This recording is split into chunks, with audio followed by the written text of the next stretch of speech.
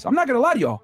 Past couple days, what's been going on with Andrew has been making me extremely angry. I've been a little bit more erratic than I should be. I've been very bothered. I've wanted to go on rants as far as like posting on IG about some things. I mean, this new Vice thing came out recently where this girl's coming forward and saying a bunch of allegations that I know are fucking lies because I talked with Andrew about this personally. And, you know, and now everyone wants to try to, you know, come in and, you know, get their spotlight. Oh, yeah, you know, Andrew did this to me, did that to me, blah, blah, blah. And I know for a fact, I've seen girls get offered $10,000 to $50,000 to come forward and lie to him, lie on him. You know what I mean? Some girls accepted it, but clearly now some girls didn't accept it. Now we're clearly seeing some girls may have accepted it, right? There is a strong incentive to silence him, to make money while doing it, and to keep him down. And while everyone else is piling on, I look at it like, I stand by him. I don't care what any of you guys say. Like, I know the guy personally. I know him. I know Tristan personally. Spends a significant amount of time with them. They've been good to you. I lived with them. Of course. I watched how they move every single day. These guys aren't traffickers. What the hell are y'all talking about? These dudes are making millions of dollars a month. You know what I mean? They're gonna bring that kind of attention to them. And the crazy thing to me is like these allegations, oh, this stuff occurred in March. They were already famous in March. You're telling me that none of these allegations came when they had 75 plus models working for them and it could have easily happened back then in 2018, 2019? None of that stuff happened? This girl that's coming forward now on Vice saying all this bullshit. Oh, this happened. I witnessed this, all this other stuff. Why did the case get dropped in the UK? It got dropped, right? And back then, they wanted to go after him back then. They could have made a case, but they didn't. Enough evidence.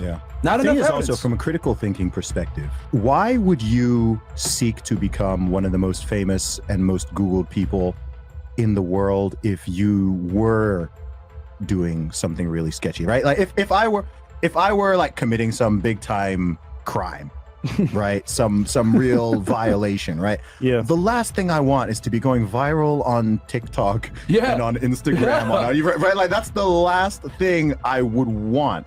And we're not talking about stupid people. We're talking about very highly intelligent individuals. So even again, just thinking critically, I'm like, well, you know, why?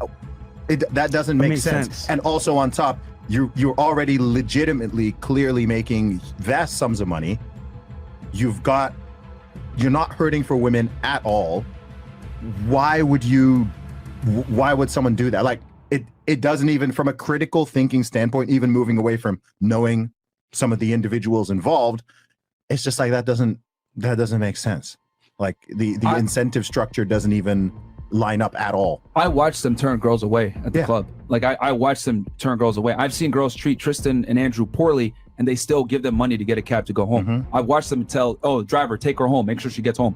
You know, and for them to say all this stuff, it's like, okay, all right, cool. Y'all want to come with the, you know, they took him off all the platforms. You guys don't like what he's saying, but clearly they can't stop him. He's still all over the place.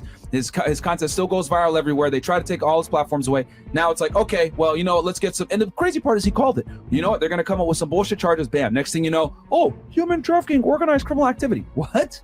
Yeah, I'm also curious as well because here's something in networking right now that's very well known throughout networkers is that the people around you will talk about you without you saying anything. We were there for a couple of weeks in Romania and all of his workers, all of his people that are around him, even the security were happy, cheerful. Oh, they're great guys, man. Take care of them. Make sure they're good people. You know, they're having a good time.